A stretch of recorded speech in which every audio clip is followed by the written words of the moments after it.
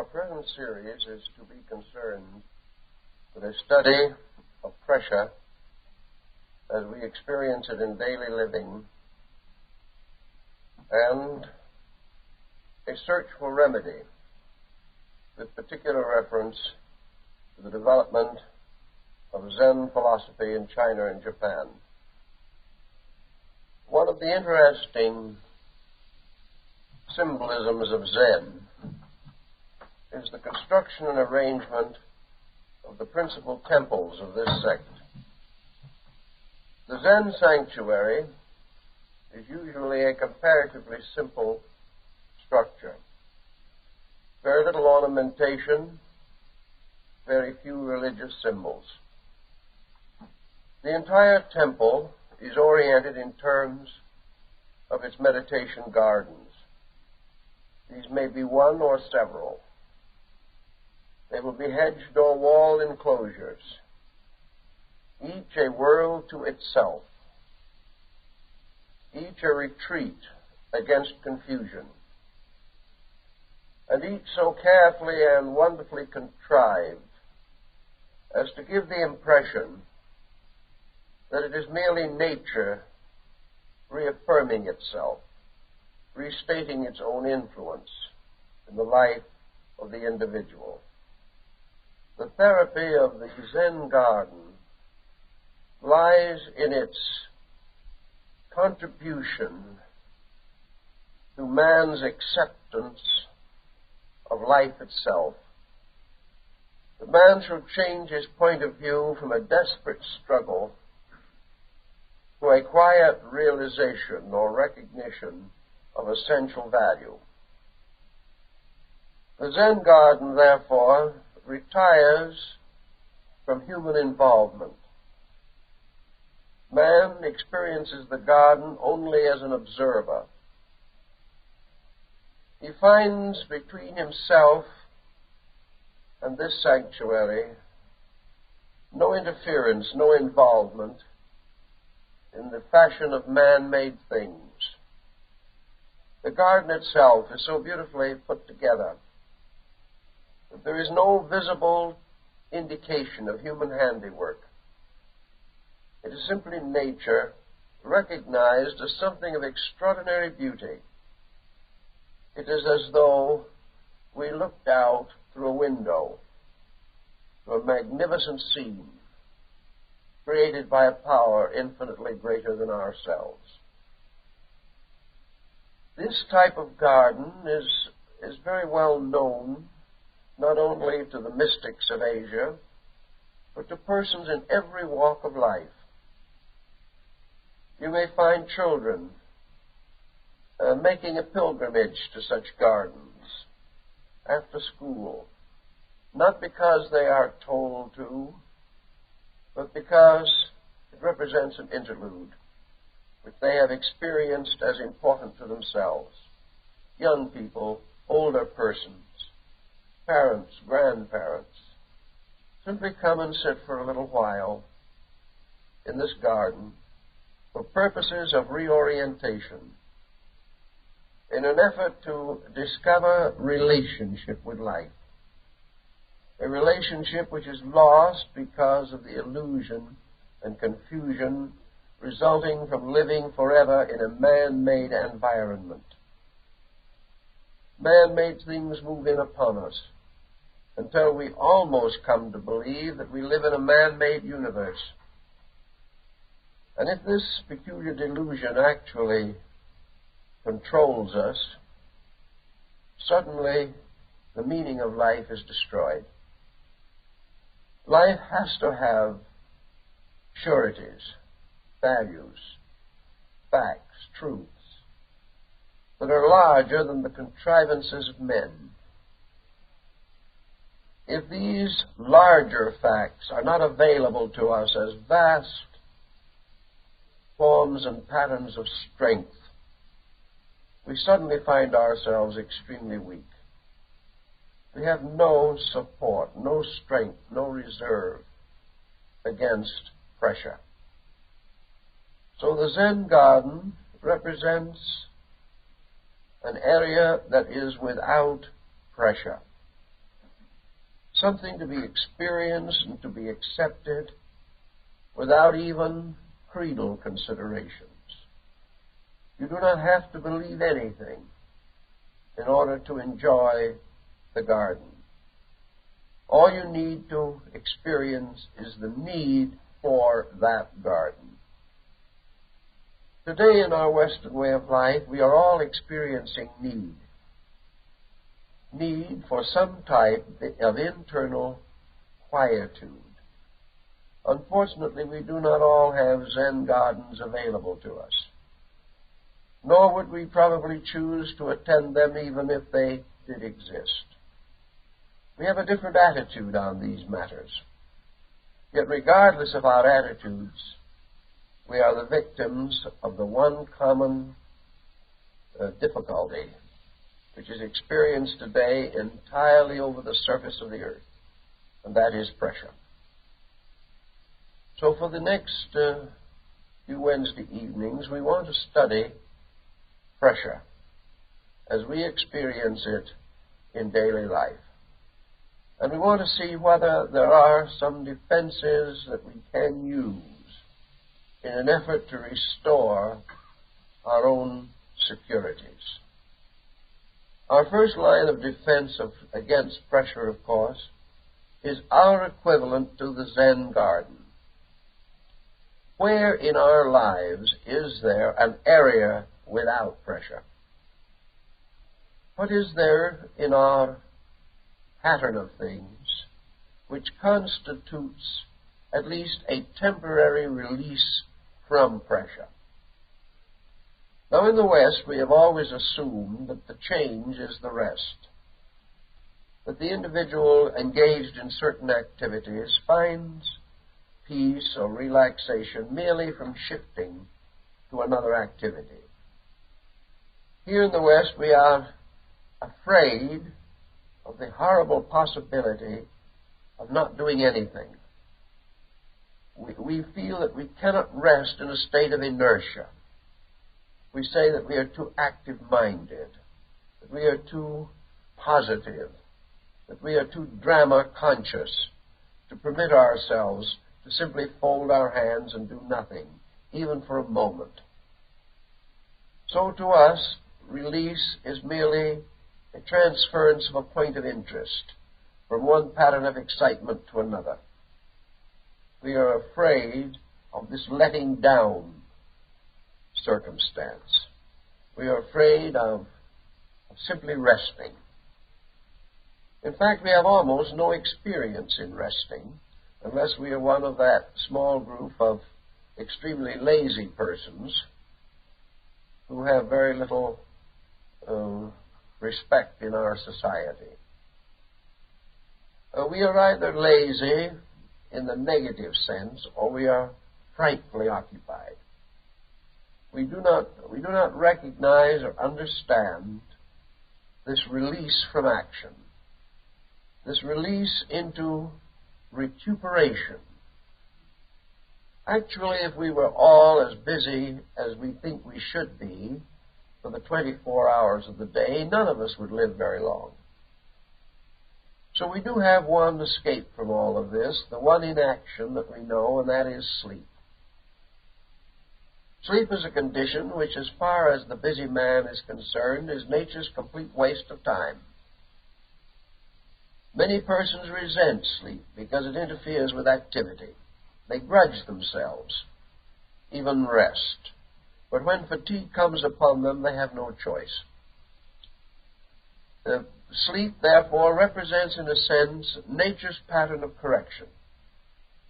It is the individual achieving a complete letdown by the loss of consciousness. Having ceased to exist as a person, he finds himself unconscious but free of tension. That is, of course, unless he is carrying tension into sleep. This may happen, but still, in the large, sleep is release. Now, in this state of release, why is man released? Is it simply that it is his loss of self-awareness Probably this is the dominant factor. Having ceased to be aware of self, of the tremendous pressures of self-purpose, the individual suddenly relaxes. Zen might define it in this way, that the individual can never relax until he loses the compulsion of his own selfness.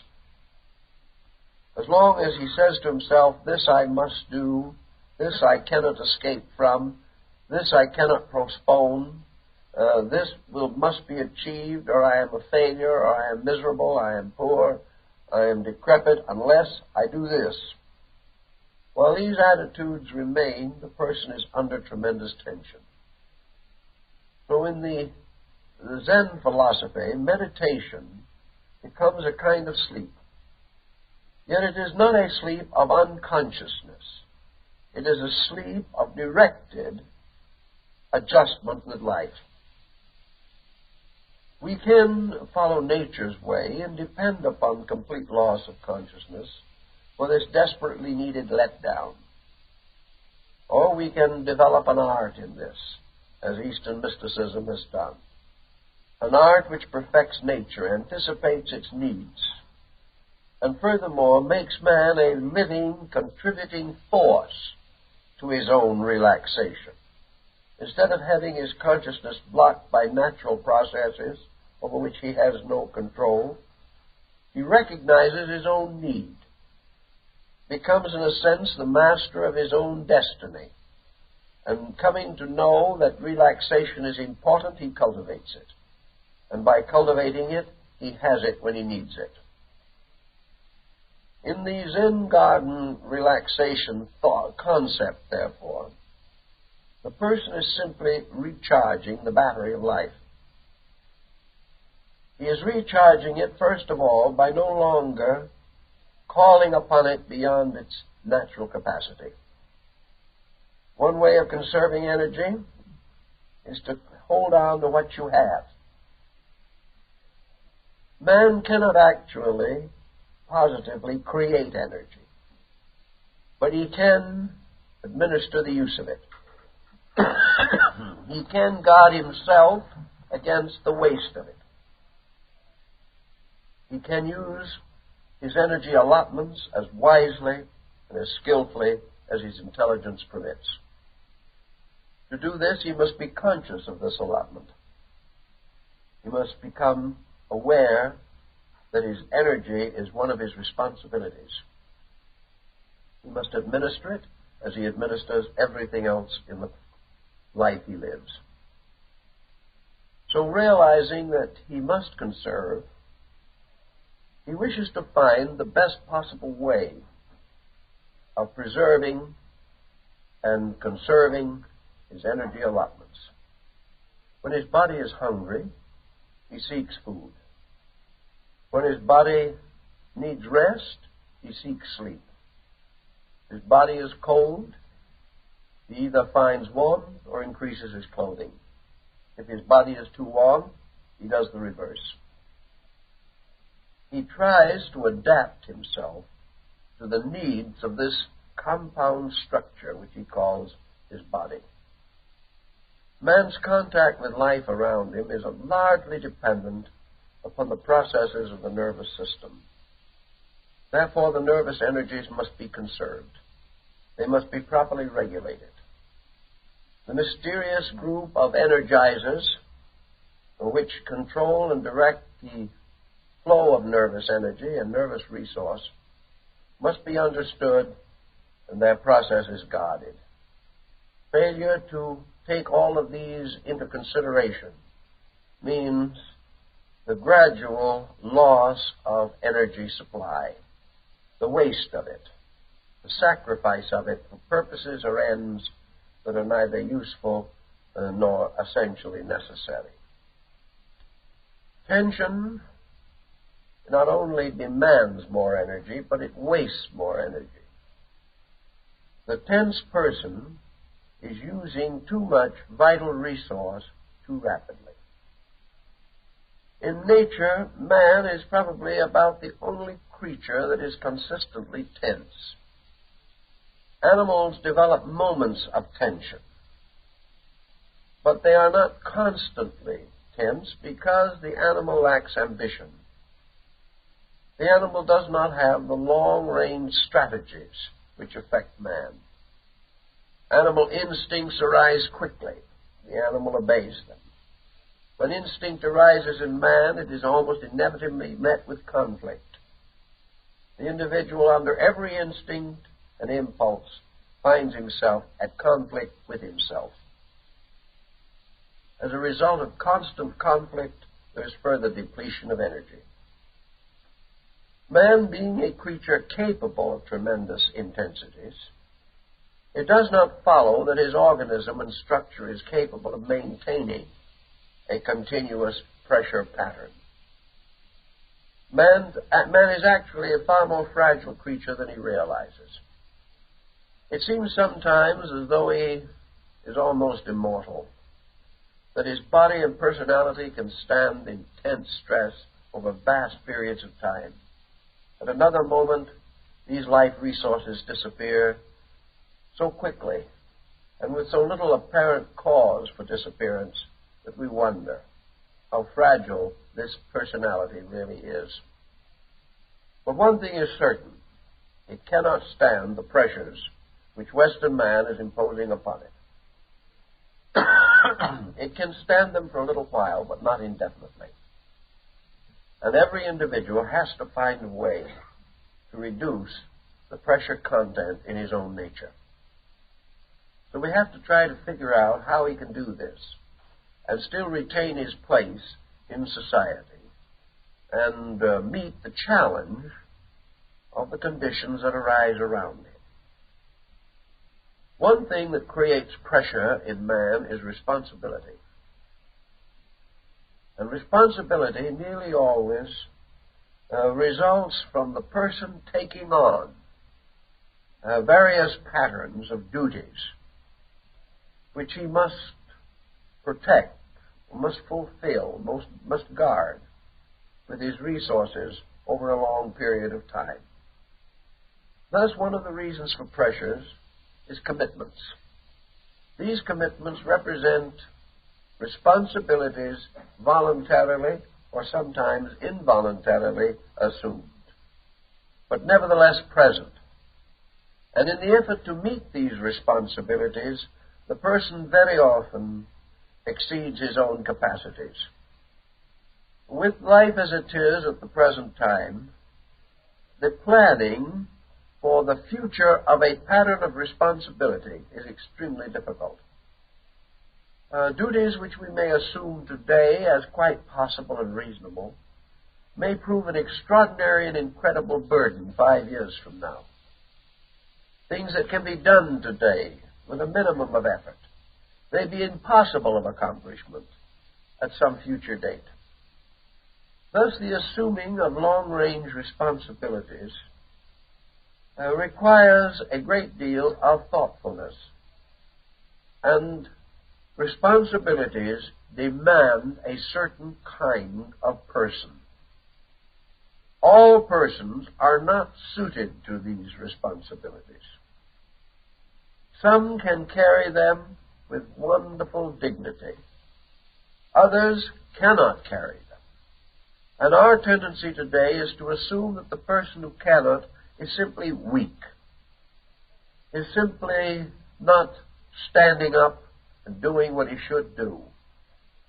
We measure all persons by the few who seem to achieve their ends, and all others are measured in terms of being lazy or witless or lacking in character or integrity or resource, character, or principle. The truth of the matter is, we do not all have the same resources with which to carry the burdens of life. Resources depend upon so many things. And each person, in estimating his own pattern in life, should at some time survey his resources to find out how much of a load he can really carry. If he has a very small probability in these areas, he must live within it, or else he must find ways of increasing his abilities. To drift along on the assumption that whatever we are endowed with, this is our allotment, we can do nothing more to it, other people must accept us as we are, such attitudes, usually almost total indifference to the matter, will have very little constructive effect upon the degree of responsibility or pressure that we can naturally assume. There are in this world many persons, for example, who by natural tendency, natural inclination, are suitable to parenthood. There are others who are not and will not be so suitable. They are incapable of the maturity of judgment necessary to maintain a successful home. When these persons attempt to do so, they overtax their allotment of integrated integrities. These people therefore fall apart. They cannot help it. And it is wrong to assume that this collapse is due to extraordinary weakness. It is not. It is rather due to the lack of organization or integration of resources. The person simply is not able to carry the responsibilities. A child growing up in a badly adjusted home is not going to have capacities to maintain a home of his own to the same degree that a child brought up in a well-integrated home will have these capacities. The individual of educational limitation, finding it ever more difficult to make a living at all, will not have the same ease in maintaining a household that will be experienced by the person who has an adequate education and is therefore capable of maintaining himself in an executive position. The person by nature physically healthy has a better chance of carrying responsibilities than one of delicate constitution. A person with a healthy, robust nervous system is more likely to remain optimistic, to face the situations of life with a good hope, than one who is naturally hypersensitive or shows strong neurotic tendencies. Thus, the personality, its equipment, its development, the judgment and strength by which action and thought are guided, these things determine the degree of pressure which we are going to suffer. The person who is adequate to his situations functions with less pressure. The individual who is struggling desperately to maintain a situation which may escape from him at any moment because of lack of his own resources, this person is under tremendous, terrifying pressures. Normally, man's nervous system is so constituted that it places a certain natural boundary upon pressure reflexes. The person who has only a certain degree of acceptances, who can only stand a certain amount of pressure, is usually but protected by nature. For if pressure far beyond this degree develops, the person is simply unaware of it. That which cannot be experienced within the common life of the individual, he may not react to at all. And if he does not react to it, no pressure results from it. But today, the levels of life which once protected the person have been badly broken up and confused. Up to the beginning, even the first decades of the present century, life was very largely stratified. Abilities caused individuals to belong to groups. In these groups, they were accepted because their abilities were about the same as the abilities of other members of the same group. Those with moderate attainments expected to live moderately. Those who had limited earning capacity did not expect to live luxuriously. The code of life, the status of living, the cost of living, these conspired together to help the person to live within a pattern of abilities. It is a pattern of abilities meant that he must maintain an establishment on a limited budget. I remember very well when a person could rent a good 5-room house on a good-sized lot without buildings for $15 a month. People lived in them and were quite happy about the whole thing. Today, even the same piece of property would rent from 8 or 10 times that amount. In those days, people worked hard, expected to. Therefore, the work being according to an expectancy did not produce tension, it produced fatigue. Today, we do not work to the full physical resources which we possess, but we are poorly adjusted for the most part in the things we are doing. Therefore, our endeavors produce tension and not fatigue. The average person is not physically tired, he is nervously exhausted, and discovers to his amazement that nervous fatigue is the most desperate kind. Trying to estimate some of the patterns, then, in a practical way, we come finally to the realization that society today, whether it be the Great Society, or the great socialized unit that some are dreaming of, or the great communized state that most are afraid of, regardless of what this pattern may be, the truth remains that society is not protecting the individual and has no intentions of protecting the individual. Society will provide the individual with certain situations, certain conditions. Society can develop a sufficiently benign attitude so that it will prevent the individual from starving to death. It may bring to him socialized medicine. It may make more and more secure the bare necessities of his existence and even provide him with some luxuries. But society is not concerned essentially with the individual. It is concerned with a series of sociological platitudes to which the individual is variously related. Society is not interested in the individual for one definite reason, that no society as we know it today is geared to the potential of the normal person.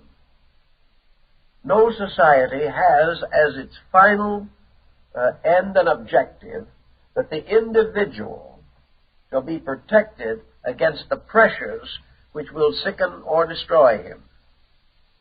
Society today wishes to continue to produce these pressureful situations and then provide medicine at lower rates for those who are destroyed by the pressure. Society continues to make us sick and then gives us socialized medicine as a panacea. There is no intention to change the tempos which we regard as necessary to this mysterious, intangible thing called progress. Progress must be served, even though it must be served by the destruction of the individual. Progress produces means of destroying the individual. We must accept this. We must accept the bomb. We must accept all of the vast developments of destructive armament, simply because they are evidences of pressure and progress. Today, therefore, we cannot depend upon society providing a normal environment for the person. We cannot assume that our children will go out in a world that has been planned to be the best for those children. It is not going to supply these children with the type of environment which will conserve their emotional resources, give them calmness and peace within themselves, and assure them a moderate degree of success without the terrible competitive pressure that destroys health. What society is really producing is instruments for the advancement of its own purposes, quite aware of the fact that these implements and instruments are going to be destroyed by society, but that they are expendable, and that there will always be a new generation of young and hopeful persons to take the place of those that are destroyed by so-called social pressure. To face the situation, then, means only that the pressure problem must be solved by the person. It will not be solved by the school system. It will not be solved by science. It will not be solved by sociology. It will not be solved by industry or politics or economics. It will not be solved by raising wages or increasing insurance premiums. It will not be solved by the multiplying of social benefits. The pressure problem is the interval between what man wants to accomplish and what man can accomplish. And this interval widens every day because his mind is capable of visualizing a kind of world that his body is not capable of building, that his strength is not capable of maintaining. So the person has to take over the administration of his own life. He must decide what he can do and what he cannot do. He must decide to the degree that he wishes to commit suicide to maintain the psychic pace of his contemporaries. He must decide to what degree he wants to be sick in order to be successful. He must try to decide what his standard of living is worth to him, what he wants to have out of life, what he expects to achieve in the span of years allotted to him. And he must try to free himself from these exaggerating and distorting mental, emotional processes that lure him on to a way of life that is inconsistent with every simple fact that we know to be true. If we are willing to sit down and think through our resources, then we can lay plans. We can view life as a challenge, but not as an ogre that is determined to destroy us. We can play life skillfully as a master gamester plays his game. We cannot win this chess game of life in the sense that we are going to ultimately attain victory over living. We can, however, win to the degree of having a useful, comfortable, and reasonable life while we are here. Pressures nearly always arise from unreasonable and inordinate demands on the part of the individual. His desires for things which he cannot or will not earn. And then the various disgruntlements that arise from his lack of adjustment to his own standard of demands. Putting it this way, the individual, to solve pressure, must become more in himself or demand less. There are two ways of satisfying need. One is to have more, the other is to need less. Diogenes was the master of this equation. Today we have the right perhaps more than at any other time in history, to make demands upon life if we are willing to meet these demands by an adequate expression of personal resolve. If we wish a certain measure of success, we have a right to strive for it. But we have no right to expect this success by bluff or subterfuge. The bluffer and the deceiver are immediately tied into terrible tension problems because they are insincere and insecure. So the person who wishes a life of rich fulfillment must plan and build according to the pattern of his own hopes, beliefs, and convictions. He must find ways to fit himself for the things that he wants to do. Years ago, I knew a young man who, by a strange fluke, was given a job, an important and critical job, in an airplane factory as a designing engineer. He had never taken a course in engineering. He had never taken a course in draftsmanship. And these were the two subjects he had to use all the time. He was a good bluffer. He was able to keep this job without anyone realizing or finding out that he did not know for nearly 10 years, simply by carefully copying the work of others, by studying a little, by asking for a few judicious questions at the right moment. He was able to maintain this very difficult position, a position which paid him very well, and it demanded in him a new standard of living which he did not wish to give up. In 10 years, however, he fell apart. He could not continue the bluff any further. He was hopelessly wrecked, nervously and emotionally, and had he not stopped when he did, would probably have ended mentally very ill. He could not keep on bluffing. The responsibility, the fear, the anxiety hanging over him all the time, for he never knew from moment to moment when some question would be asked, some situation would arise in which his bluff would be discovered. So he could not stand the strain. And to most of us, this is to a measure our problem. Well, we're not bluffing as he did. We are inadequate and we know it. We are never sure when an emergency will arise which will overwhelm our reserve and our knowledge. We are never sure when we will no longer be able to continue the courses which seem essential to us at the moment. We have to get past this, or we will never get past tensions.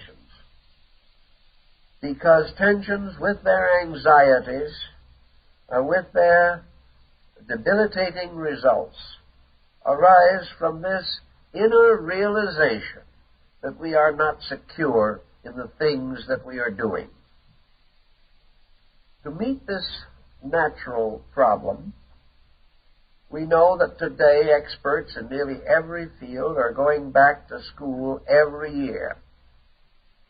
The graduate engineer, graduating at the top of his class, could not pass the final examination for a class 2 years later than his own.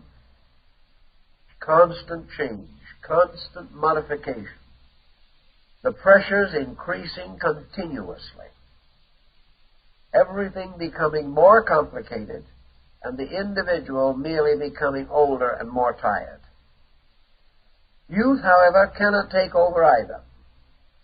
Youth today, as research is showing, is graduating from college completely exhausted in terms of nervous resources.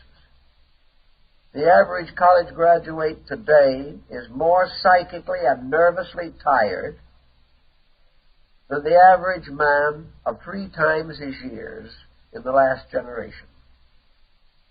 He is already an old, worn-out person when he graduates, because too much has been demanded of him, particularly at a time of life in which his resources are not at their best for this type of pressure.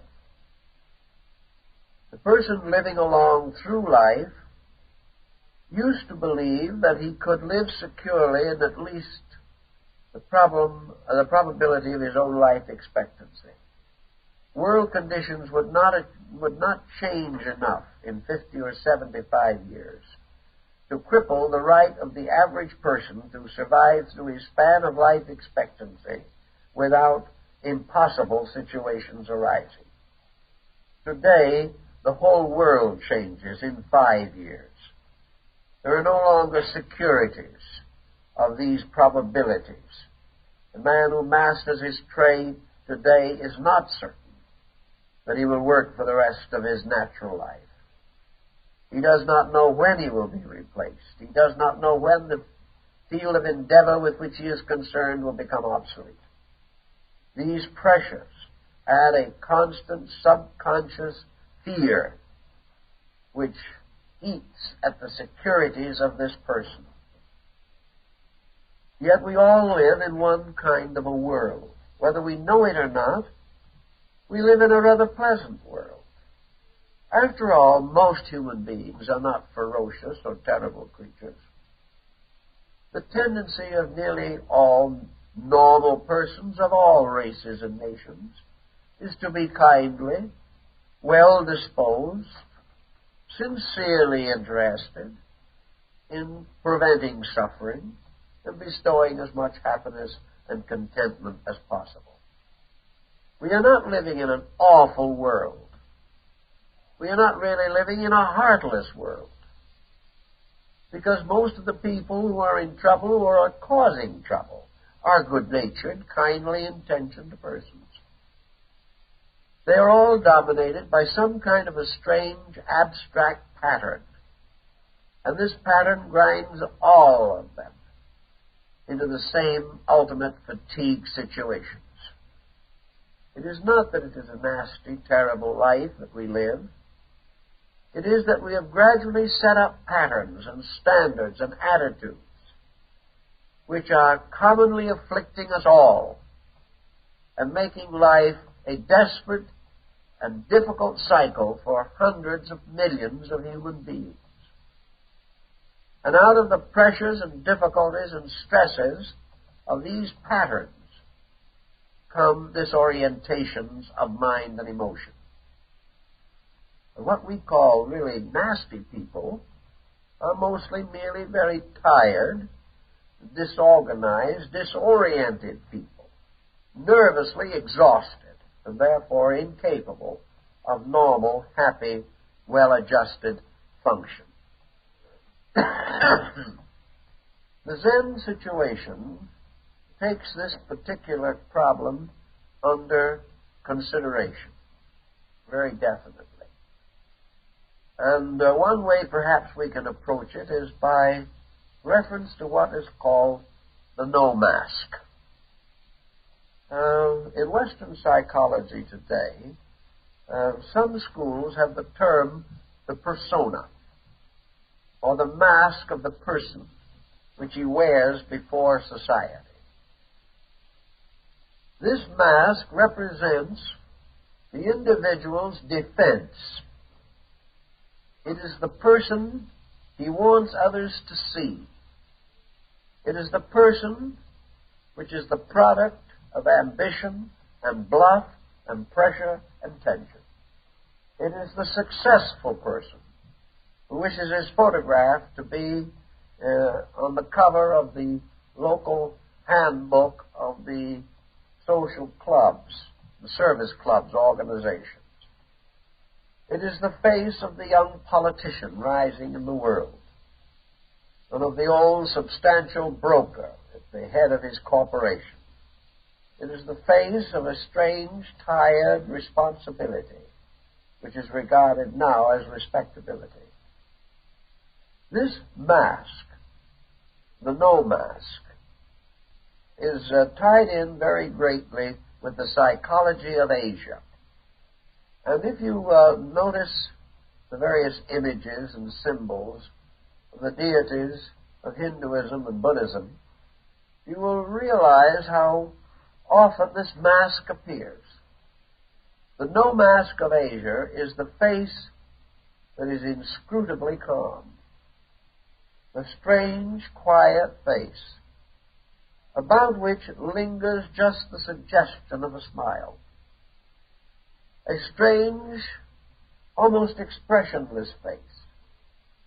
Western people, observing this expression on the face of their Eastern brethren, are inclined to assume that it is a mask, that this Oriental person is wearing this expression as having cultivated it for years in front of a mirror, that this expression is something that he puts on for a purpose, and that behind this expression is all the confusion, all the intensity, all the uncertainty of Western man. But the Eastern man has found a cute and interesting way to conceal this, and in this way, to a sense, discomfort his Western friend. Actually, this attitude is not correct. The no mask of Asia represents a cultivated internal integration. This expression represents 2,000 years or more of civilizations and cultures and ways of life that have been founded upon self-discipline, that never for a moment does the conduct of the individual escape from the pattern of that individual's conscious concept of value. In other words, this no mask has been developed through thousands of years of self-control. It is not an expression put on. It is an attitude of consciousness moving out. And the face becomes the symbol of this attitude of consciousness. Some years ago, there was an illustration, I think it was in Life magazine. A photographer had taken a picture of a crowded intersection in New York City. And in this picture, there were at least 100 clearly visible faces, sufficiently well photographed, although the persons did not know they were being photographed, so that you could study the characteristics of expression. At the time the picture was published, the caption was placed underneath it, pointing out the interesting fact that in this nearly 100 faces on the street, there was not one with a smile. 100 faces, 100 glooms of one kind or another. Every one of these faces was loaded with tension. They were all grim, locked faces, with deep furrows in the corners of the mouth, furrows that slanted downward, to give a strangely grave, sad, melancholy kind of expression. Deep-set eyes, heavily shadowed by the light even upon the aquiline features of Western man. Faces loaded with pressure, loaded with grim resolve. Faces bitter, saddened, exasperated, relentless, but faces strangely and wonderfully filled with not an evil look, but a strangely sick look. I was talking with a Japanese friend in a little hotel in a small village about 100 miles north of Tokyo. And he was telling me about the visitors and tourists that come to the hotel. Not too many. Maybe one group every 3 or 4 weeks. The rest of the time he lives entirely with the native people. He says he begins to realize why it is that the little children cry when strangers appear. Western people frighten Eastern children. Not by anything they do, because like as not, they're handing out candy bars.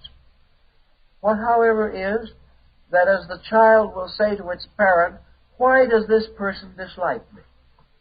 Why is this Western person looking at the Eastern child as though the child had done something evil? The Western person doesn't even know it. He isn't mad at the child. Perhaps in some mysterious way he's mad at himself.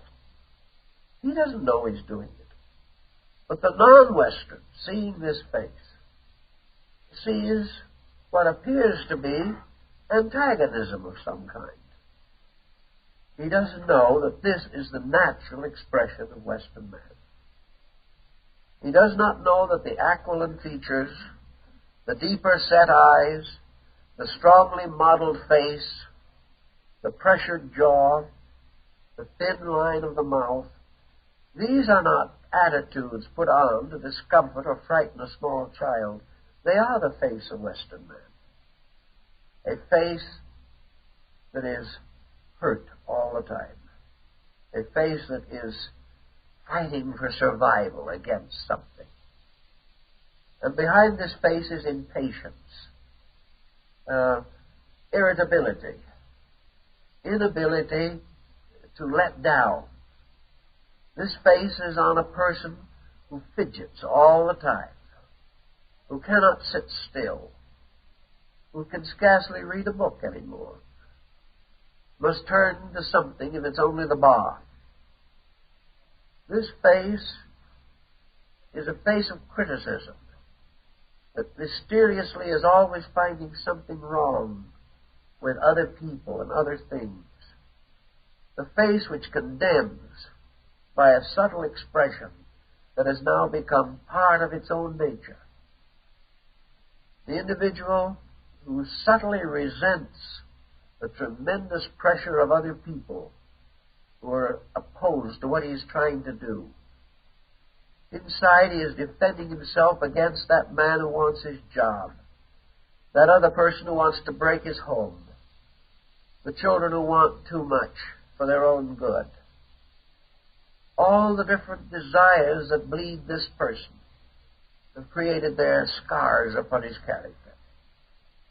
So these foreign people, particularly the Asiatic, whose very smooth, even surfaced face has very few depths, very few clear-cut lines of features, whose face very often reaches great age without even a wrinkle, a face which is strangely bland. This contrast is extraordinary when you begin to study it. Perhaps it is all racial type, perhaps that is the way the Eastern face is. I wonder, however, if it isn't to a certain degree associated over thousands of years with the Eastern life attitude, the attitude of facing all things with quietude, without these intensities, without these pressures with which we are so commonly familiar. One thing that is obvious from Eastern psychology is that the Eastern person has never reached that attitude that we have of demanding pity. The Easterner does not want other people to know his troubles. He does not want to have people say to him, "Poor old man, you're standing much too much." He doesn't want this. He does not want anyone else to know his sorrows or his pain or his responsibility, for the simple reason that these things are his. If he has joys, he shares them. If he has problems, he keeps them to himself. If people have problems, to advertise them is only to admit weakness. So instead of the person expounding all his grievances and expecting to be thoroughly sympathized with, The Eastern individual assumes that his grievances result from his own stupidity and they are his own private business. And he hopes that he will not impose them upon other people. This is a strange point that we find in Eastern philosophy, that it is bad enough for each individual to carry his own burdens, but it is entirely too much to burden other people with our burdens. And to do so is to indicate lack of character. There is no applause for weakness. Thus, the expression of the mask, the no mask, is one in which the person keeps his own counsels, keeps his own secrets, solves his own problems within himself the best he can, and never under any conditions feels that it is proper or right for him to demand understanding from other people. His life is not best because he is understood, but because he learns himself to understand. His philosophy has been built upon this. Another interesting phase of this mask is that we notice in watching Eastern people that when the face relaxes, as in sleep, or as in conversation, or when the individual forgets himself, the face almost always relaxes into a smile. When the person is not trying to have an attitude, is simply releasing his entire nature from the pressure of controls of all kinds, the Eastern person does not fall into a sourness. He doesn't suddenly have a sad and ancient look about him. Relaxation is not negative. It does not mean that he gradually passes into a kind of stern, sad, silent expression. The natural relaxation seems to be to smile.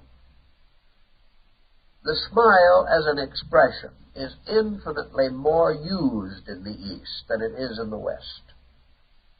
It overcomes practically all language barriers. But no one knows what to do about anything. A big grin indicates that everyone is doing the best he can and hoping for the best. If he can't find your luggage, he smiles. He is doing his best. I told a man in Tokyo that the Tokyo Travel Bureau put me on the wrong train. He was convulsed. Has conquered something.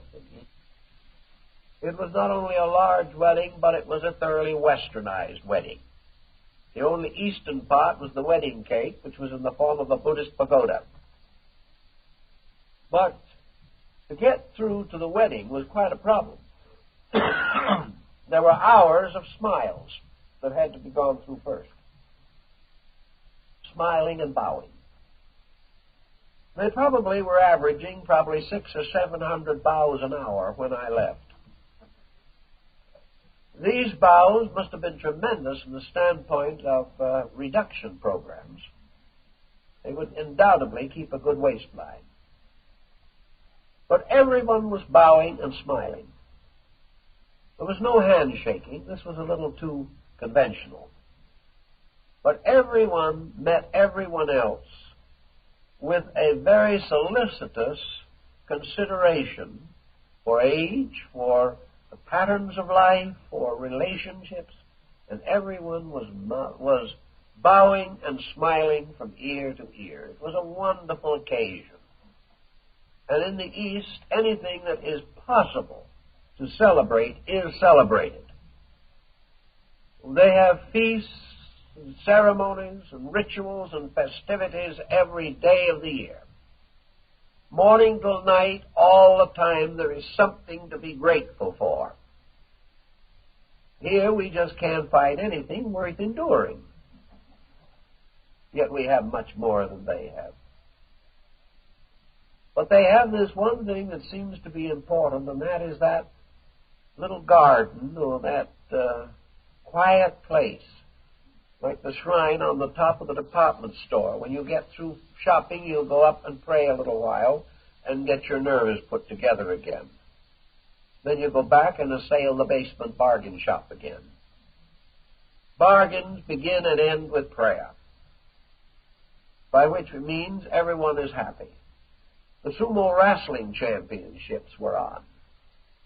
And as most of you know, these massive persons really represent a kind of wrestling or athletics unknown in the West.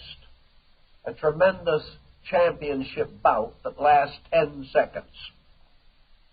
In the course of the championships, while these massive mountains of muscle were locked in what appeared to be deadly conflict, the camera of the television showed close-ups of the faces of these struggling men. Here they were locked in a to-the-death championship.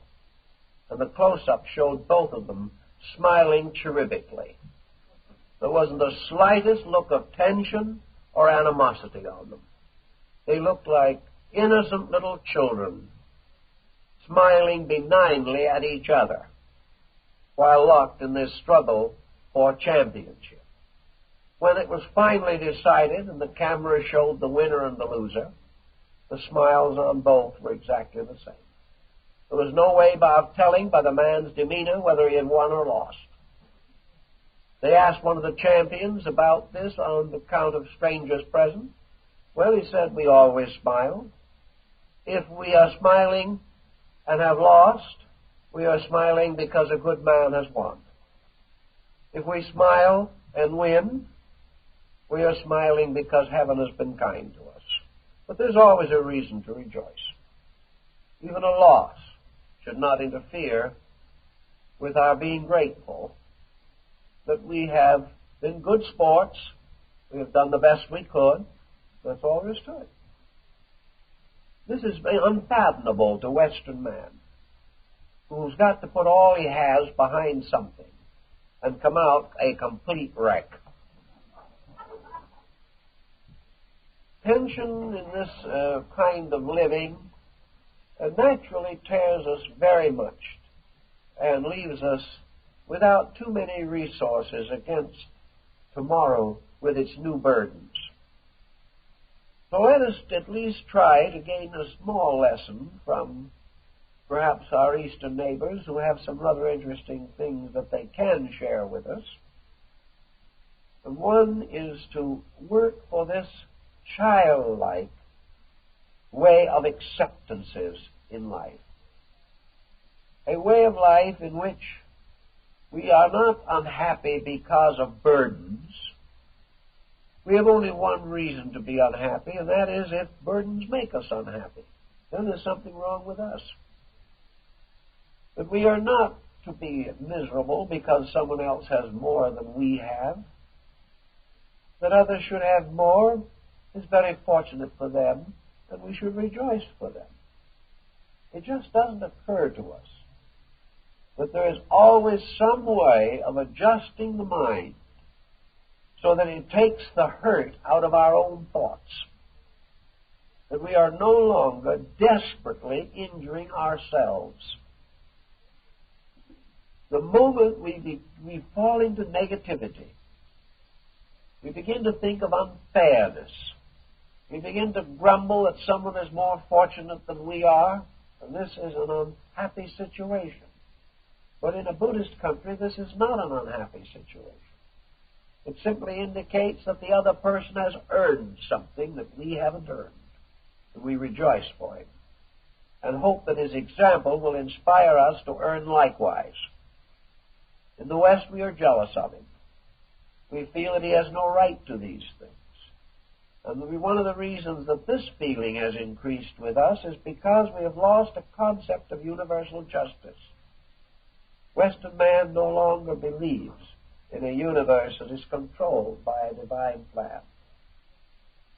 To us, in the Western world, the universe is anybody's opportunity. And we resent the individual who steps forward and makes more of this opportunity. It never occurs to us to realize that there is a plan, and that this plan has to be obeyed, and that we have to learn to obey it. We have not any longer any faith in the integrities of things. We have no faith that our own good deeds will ever be rewarded. Therefore, we are not very much concerned in maintaining them. We believe to the moment that it's every man for himself and the devil take the hindmost. And we live this way. And naturally, we are sick, tired, and miserable. In the Zen garden, we become capable of a certain quietude inside ourselves.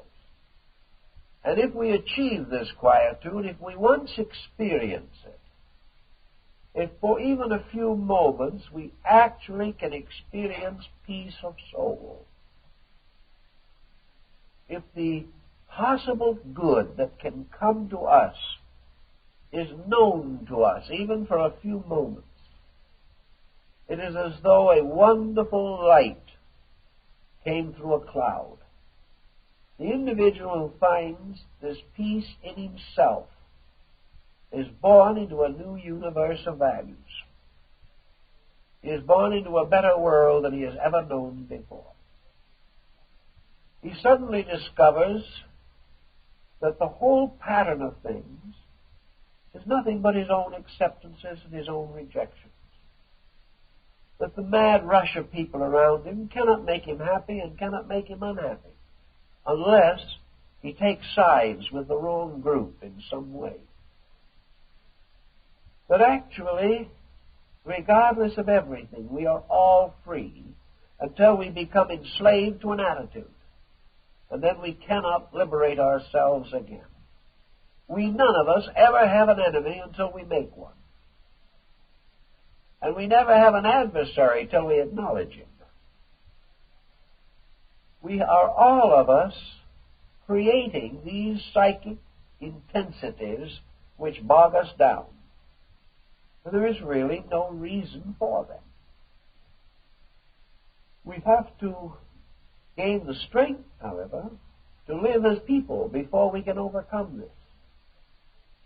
As long as we are afraid of public opinion, we must remain stupid in order to enjoy the high respect of others.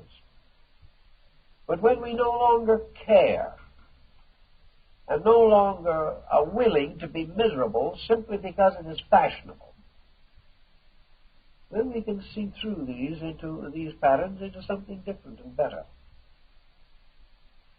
We have a wonderful kind of life of our own. This life is always available to us. We are sculptors. We can fashion it as we will. We are master architects. We can create the structure of our own pattern of existence exactly as we will. There are only two provisos. One is that what we will must be right, must be essentially proper, or else the creation of it will cause harm, and this harm will hurt us. But assuming that the thing we want to do is reasonable and proper, we have the right to do it. And every individual has the right at any moment to give up any attitude that hurts him. If anger has worried you and injured you and disturbed you for a lifetime, there is never a moment in which you cannot renounce it. There is not a time in life when any fault or failing that we possess has to be maintained. Sometimes we may say that if we shift our point of view somewhere in the midst of life, it will upset the pattern of our ways. But most persons' patterns of ways are so bad that they can well stand upsetting. We will all be better for it. The fact that we have nagged for 20 years has no reason why we have to nag even once more. If we have worried ourselves and our friends and our relatives and our neighbors and our enemies into decline for the best part of a lifetime, we do not have to continue this. Even one more worry must be decided on by ourselves. The moment we refuse to maintain that which is no good, we are free from it. Tension is always associated with negations, with preserving or maintaining things that are not good. How can we look over life, even in our own small spheres of personal influence, and not be aware of the fact? How can we study our own health patterns without accepting the effect of our attitudes upon our health? How can we overlook the fact that negative or destructive attitudes always make life less attractive for us as well as for other people? How can we overlook the fact that the moment we relax away from wrong attitudes, we cease to build tensions? Nature will not automatically destroy the habits we have built up. Tensions are habitual in our way of life. Our parents had them and their parents had them. The story of Western man is a story of 2,500 years of tension, with over 2,000 wars during that period of time as monuments to tension. Nature will not take this tension and wash it off as it might clean the slate marks off of a blackboard. Nature will continue to build up habit patterns because nature is like that. Yet with every habit pattern that is wrong, nature steps in with a consequence that is painful. Thus, nature is forever reminding us that any destructive attitude we have is wrong, and we must stop it.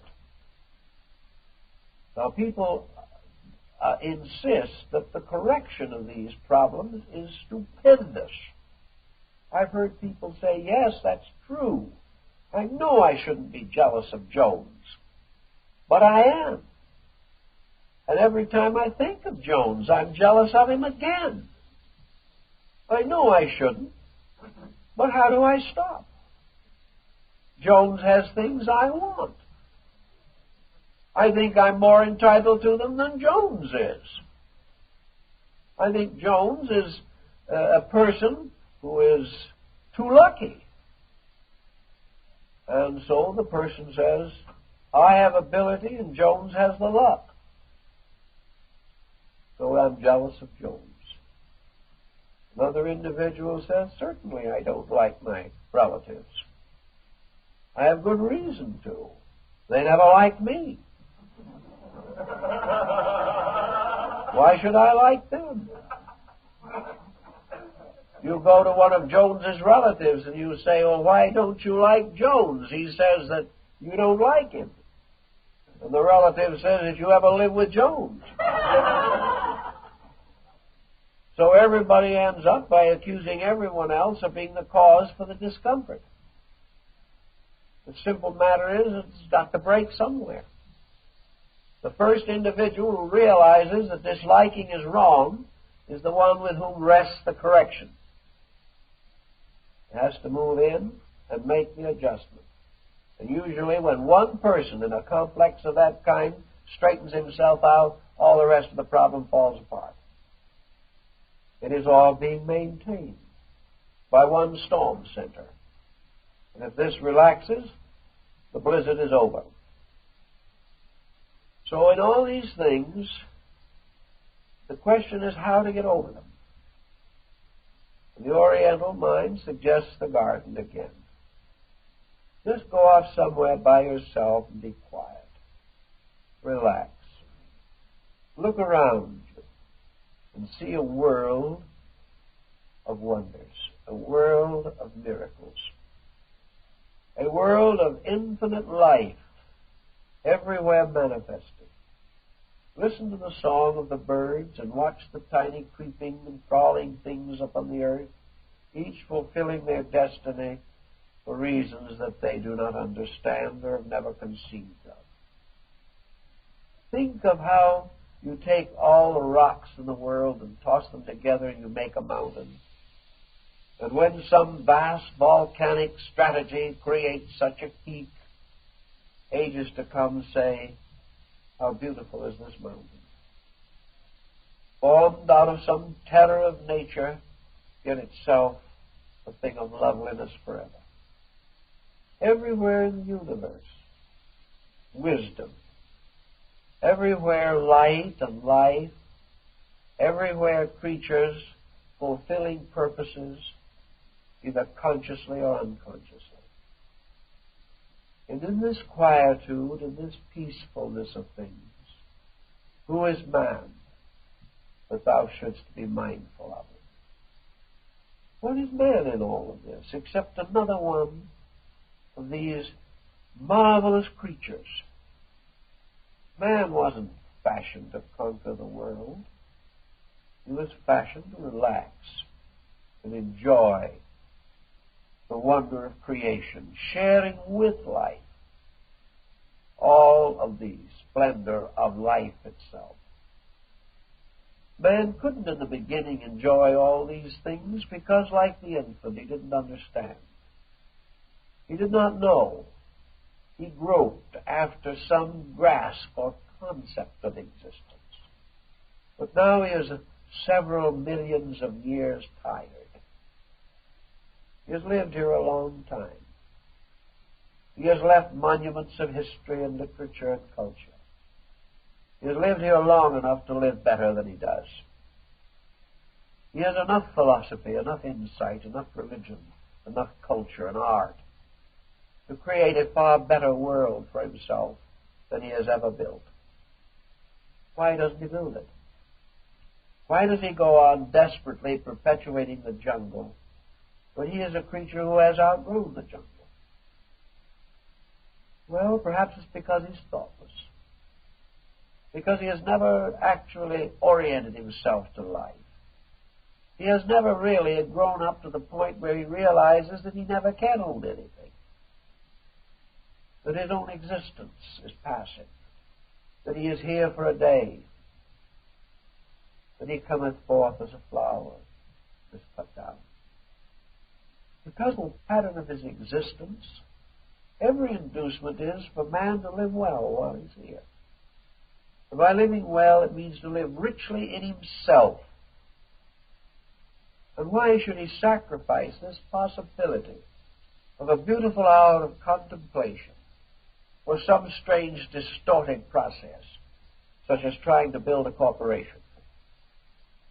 Why should he have this type of thinking when the same wisdom which he now so strangely uses, if it were properly used, would give him the securities he needs without the terrible tension, stress, and conflict which he has built?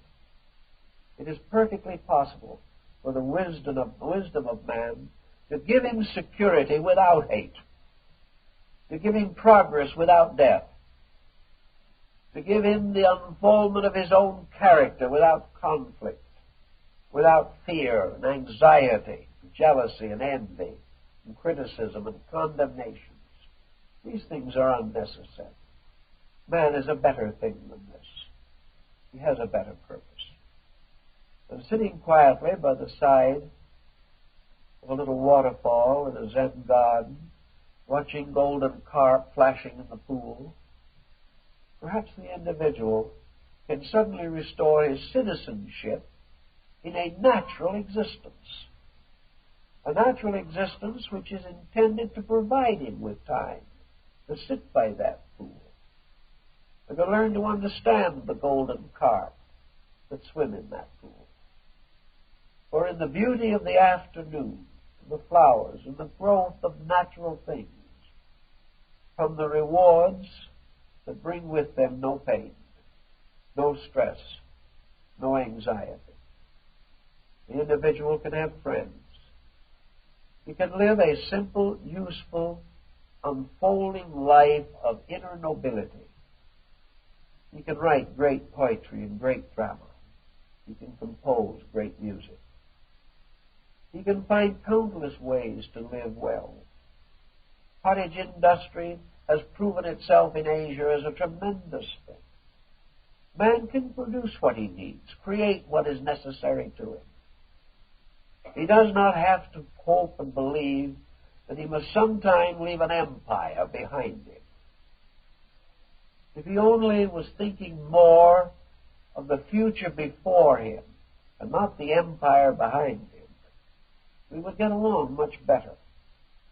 We would have the courage to protect happiness, which now we do not have. Today, happiness is the first and most expendable of all things. And for the sake of ambition or greed or a little selfishness, we are perfectly willing to sacrifice it at any moment. The Zen concept perhaps doesn't enable Western man to quit his job and live by the side of a pool, or experience the quiet joys of Thoreau on the shores of Walden. But the Zen concept can help Western man to adjust a little better to the place where he already is. It can help him to live in the world he is in. It can bring him a little more contentment with his job. It can give him a certain sense of value in simple and direct things.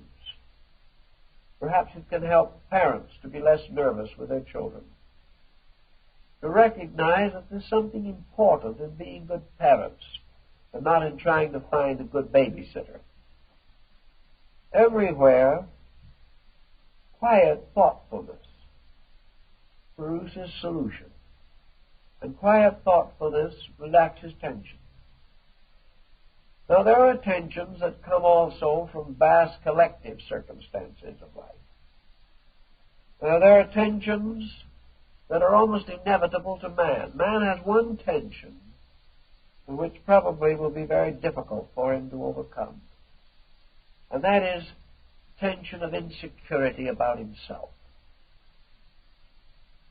Man is always in the presence of his own dissolution. He never knows when in a second all this pattern of life which he is struggling with will dissolve into emptiness. He never knows in what moment he will vanish away from the patterns to which he has become associated. Instead of this impermanence of himself regulating his conduct, it has become his great anxiety. Instead of adjusting to the absolute certainty of change, he builds every defense against this change and fights it to the bitter end, fully knowing that he must lose. This struggle, therefore, against the passing of himself has caused a great deal of psychic stress. It causes ambition to curdle. The individual to say to himself, I must make it in 5 years or 10 years, or it is too late.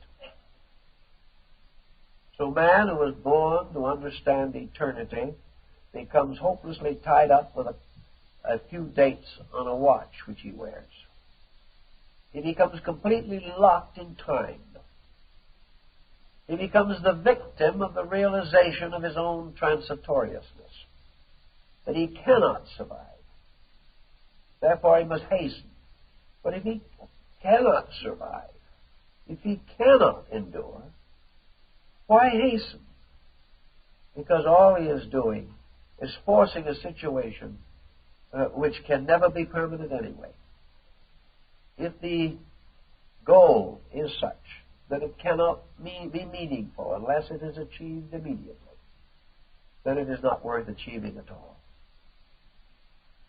The individual will sometime find that through the pressures of society, through the collapse of empires, through the rising tides of political and social change, man must ultimately return to the simpleness of knowing that he is here, for the good that he can do. He is here for the happiness that he can share. The most important things in this world are the kindly things that we can do for each other, the gentle wisdom we can share, the pleasures of protection we can give. There's nothing in all of success that can bring to the individual as much happiness as a kindly, well-organized home.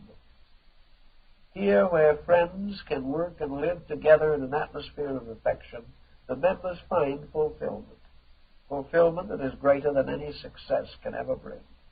Yet one by one, these members of a happiness renounce their birthrights and go out in search of this strange, ethereal, insecure thing called success, giving up the real joy of existence for a pain that must eat at their souls as long as they live. What is the value of it all? What is there wrong under such condition with seeking a quietude beyond life, seeking to build within the self this peacefulness which enables the person to do all the things that need doing, but never to dramatize or emotionalize them? Zen on this is nothing but a strict and immediate honesty. Zen says to you, you do not have to like the people you do not like, but you do not need to pretend. If you have nothing in common with the individual, your lives will separate, unless someone makes false values and tries to hold together that which has no cohesive element within itself. It is not necessary to dislike anything. It is not particularly necessary to like anything. What is essentially necessary is to quietly accept life, accept the values of things, the immediate responsibility that comes at hand, perform it. For there is very little to it in most cases. There's the story of a Zen monk when a community adopted a little boy who had left orphan. And the child was very small when adopted. The old monk had to find all kinds of ways to feed the baby and take care of the child. And in the course of time, the child grew up. And finally, the monk had a grown man on his hands. And the child was no relative of the monk. And one day, the child came to the monk and said, "Reverend Father, I realize, having now achieved maturity, how great a thing you have done. Here I am no relation of yours, yet you have loved me and cared for me and guarded me and provided for me as you would your own son, with no reward, no reason for doing so. But all I can say is that I do understand and that I am grateful." The old monk said, "I haven't done anything. I haven't done a thing. I walked along the road, and you were handed to me out of space. What is given to me is mine. And what is mine I will do my best with. When you grow up, you will go your way. I will have lost nothing because I owned nothing. It was my right, my privilege, my duty to do what I could. But this is nothing exceptional. This is only human. What else could a person do who is human?" Well, the boy didn't understand that very well, but anyway, the old monk regarded it as simply a common task. He said, if it had been a little dog with a broken leg, I would have done the same. Whatever it is, if we have natural, kindly hearts, we do the things that need doing. And we do not sit back and rationalize them and try to determine whether they are profitable or not. And if this boy had left the old monk with a rebuke and absolutely without gratitude, the old monk would not have been in the slightest annoyed, or injured, or defeated. Nor would he have felt misunderstood, because if he had had a little dog with a broken leg, and he had set the leg, the dog had gotten well, perhaps in time the dog would have run away also. This is life. Life lives itself. Therefore, there is no debt, there is no problem. But we can dramatize these things and make them terribly important. I know persons who had done much less than the old monk and died of a broken heart because the boy didn't support them for the rest of their lives. There was no gratitude in the universe. There was no fairness. I've given everything I had, nobody cares. There's only one thing we give, and that's everything we have. And there's only one reason to give it, and that is because our heart tells us to. And when we are waiting for reward for it, we have desecrated everything. In the Zen philosophy, then, a man going to work works his hours, and works them faithfully. And he doesn't make more coffee breaks than he should. He isn't out to do as little as he can and get as much as he can. If he is a good Zen man, his primary consideration is that the man who employs him shall be fairly treated.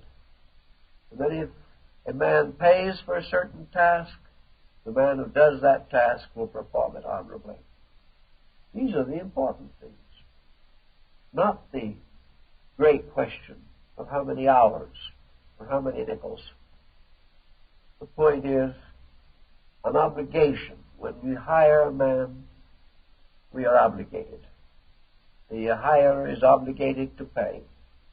The man hired is obligated to work. If each fulfills his obligation with a right spirit, there is no problem. No dissatisfaction, no hatred, no great conflict between capital and labor. The individuals who work from the heart, who do the things there are to do without regrets, without anxieties, these are the Zen people. They are the people who leave good things after them. And these are the same people who quickly and willingly sacrifice their own pleasure, because they have discovered that when they do, when you sacrifice your own pleasure for a greater need, you suddenly discover a greater pleasure than the one you gave up. For the greater the good that is done, the greater the pleasure in the soul of the doer. Everything is compensated within ourselves, so there is no need to fear. There is no need to worry that others will not recognize our talents. Not important whether they do or not. The only important thing is the talent, for that alone can survive the grave. It is not important whether we are promoted or not promoted. The old monks of the Diamond Mountains of Korea, the Taoist fathers who really inspired the Zen monks of China and Korea, like to live in very remote places. Sometimes an emperor or duke or a great man would come and say to the old hermit, "Father, I need a new prime minister. My country's in a bad way. Will you come and govern us?" And the old Taoist monk says, "Well, first of all, tell me, is this an invitation or is this a job?" Well, the emperor says, "Well, I've put it that way if you want to. I guess this is a job. We really need you." The old monk says, "Well, if there is a need, I will do it. As soon as the need is over, I will retire, because I have no interest whatever in being prime minister of anything. Because all that a prime minister gets is hardening of the arteries. And no amount of reward can pay him for the jealousies which are heaped upon him by the ignorant. But if there is something that needs doing for the common good, it shall be done, to the best of our ability. But we want no compensation, we want no honors, we want no recognition and no flattery. In order to do this thing, we must have the help of the imperial house. The prime minister cannot bring virtue unless the emperor requires it. Therefore, the emperor must set the example. The prime minister will administer the state, and the people will flourish. But if there's any problem here, if there is any catering to the ministers of state, if there is jealousy and bickering, then run the country yourself. You have no place in it for wise people. This was the opinion of Confucius at an earlier date. So these old monks used to come out of the mountains, run a country for a year, 2 years, 5 years, and then hasten back to their meditations and get over it. They had no interest in power. They had no interest in high office. But they recognized duty. And they realized also that regardless of what the office was, duty demanded they had to perform the action to the very best of their knowledge. There could be no compromise. There could be no sellout. There could be no personal advantages. The only way the wise man could live with himself was to do the best that he could at any moment and at every moment, and let the chips fall where they would. This was the Tao way. Later it became the Zen way. It was the way of cutting completely through the involved and complicated knot of circumstances. That where action is direct, where it is arising from immediate experience, where it leads to immediate experience, where the man says, this needs doing, I will do it, and does it. We then have action without tension. But if the man says, yes, I am called to this particular job, but can I afford to take it? Is the salary going to be adequate? Will I lose more friends than I make? Will my family suffer? Will my own future estate be threatened? Would I be better to do it this way or do it that way? Then the opportunity ends in a conflict of tensions, ulterior motives, self-justifications, and strategies and plots. These are the tension things. Every action that is performed has to be performed because of conviction and because of consciousness. If it is done this way, there are no hangovers. To live this way is probably not to escape all tension, but it is to reduce tension to the minimum. And we can start in with little problems that arise in our own thinking. Get rid of grudges first. There's no time for them.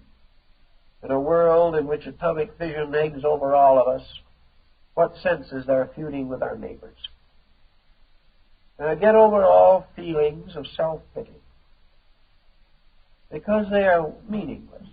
We can be sorry for ourselves forever, and all we will do is dissolve in our own tears.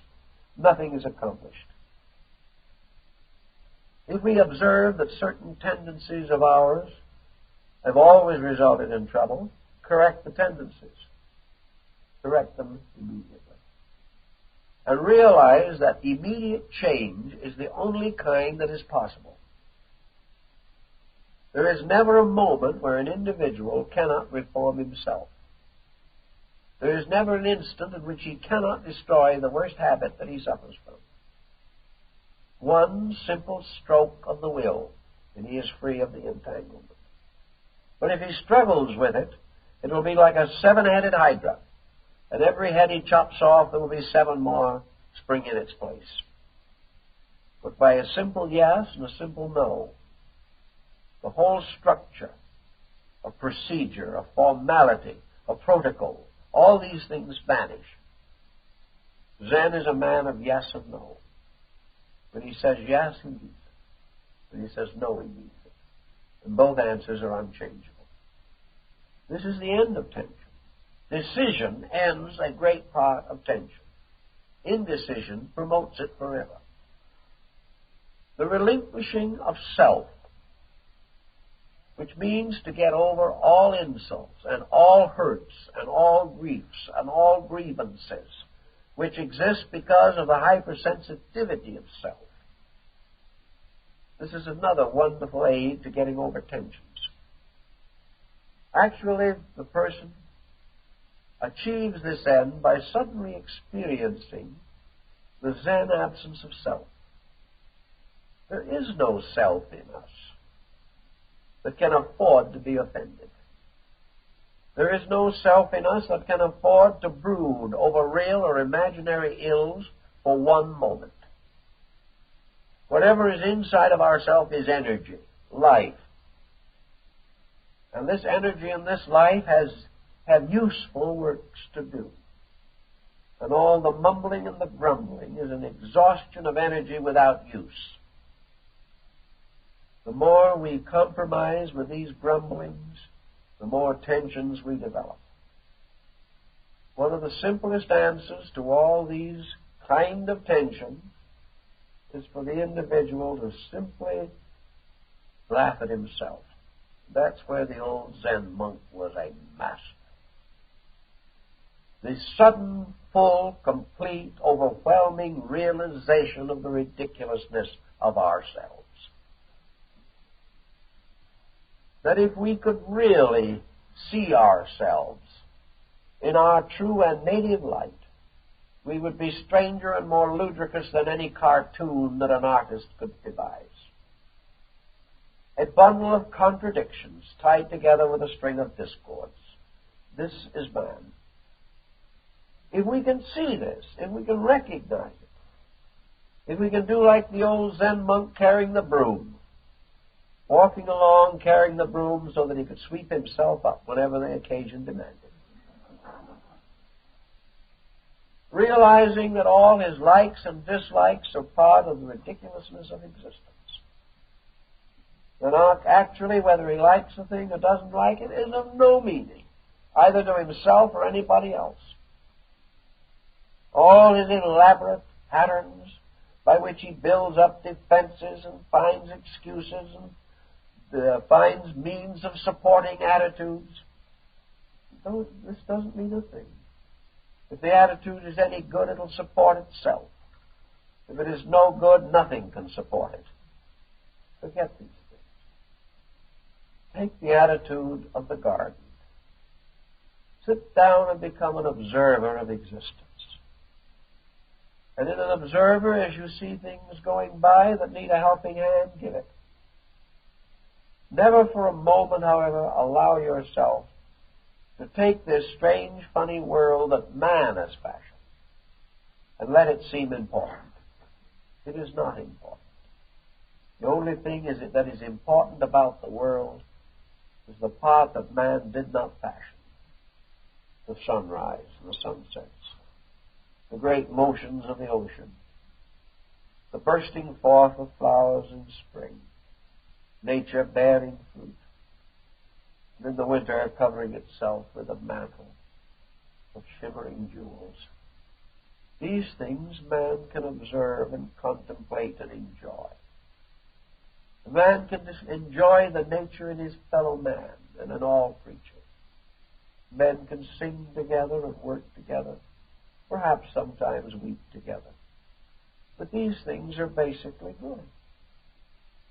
They are simple, direct things, and in them there is no tension. The tension is subterfuge, the snicker and the sneer. Tension is artificiality. Tension is the individual trying to create great broken rhythms to bear symbolism of a great broken soul within himself. Tensions are like some strange habit-forming drug. There are ways in which we try to drown the realities which we will not face.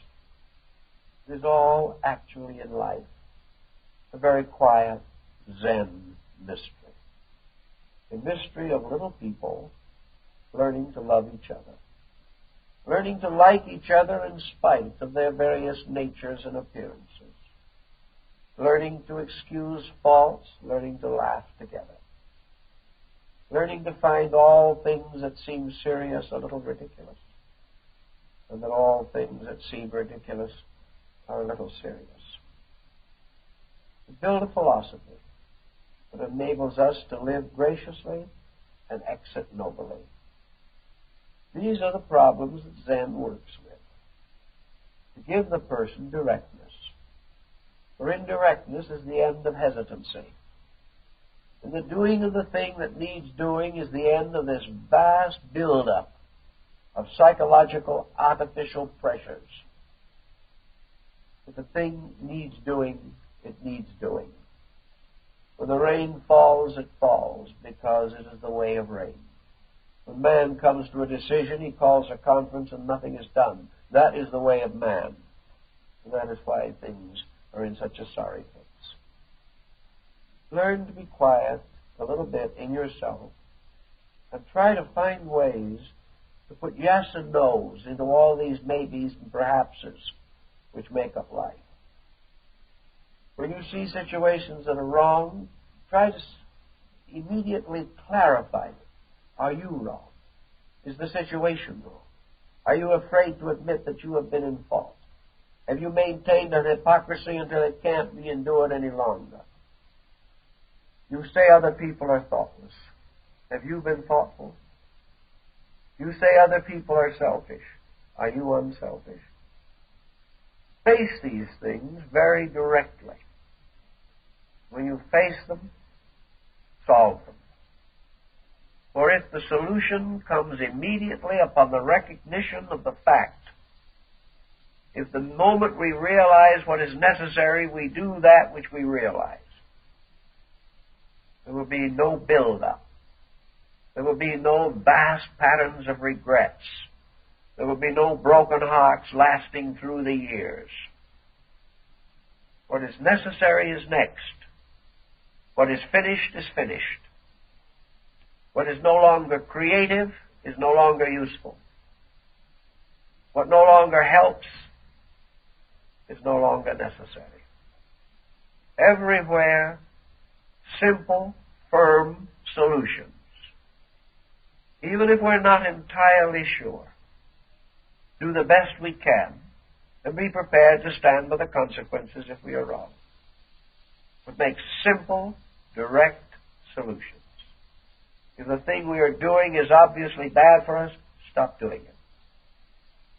If we will take these simple, direct attitudes, we will also discover, as some have found who have tried it, that our world will not fall apart, that our economic condition will not collapse, that we will not be sitting around unemployable as we would like to think. For our tensions create more unemployable people than our convictions ever will. Actually, the moment we clarify, we have more energy for the job. The moment we learn to do things thoroughly, quietly, and immediately, without regrets, when at work our mind is on the job instead of elsewhere, things solve themselves. Things straighten out. There are fewer errors, fewer excuses necessary. And little by little, we find our lives falling into a gentle, orderly pattern. We have not lost a sense of humor. We have finally discovered it. We have learned that the real quality of humor is to laugh with life and not at people. Thus, Zen gives us a new attitude of being. And this new attitude of being marks itself on our faces with this quiet look of peaceful security. It makes it more unnatural that we smile, because we can smile when we have no secret worries and secret fears. And when all our works are done openly, when our decisions are made frankly and immediately, we carry no burden of unfinished business to disturb our sleep. We sleep well, we eat well, we feel better, simply because our lives are in order. And in a time of tension, it is this simplification, this directness, this letting go of the dead, this making new relationships and new pacts with life itself, this getting away forever from sophistication, this recognition of simple value and that we can never afford to violate the integrities of life.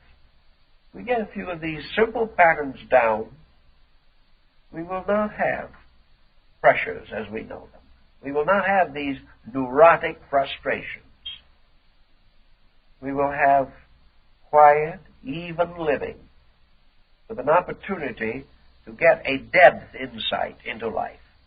For depth brings with it the love of beauty, the love of art, the love of culture, the love of all the fine things that make life worthwhile. So Zen has something to offer to us even in the West. And I hope in the course of this series of talks we will be able to examine some of these offerings in greater detail. At this time, I think we should all give thanks that the lecture is over and go home.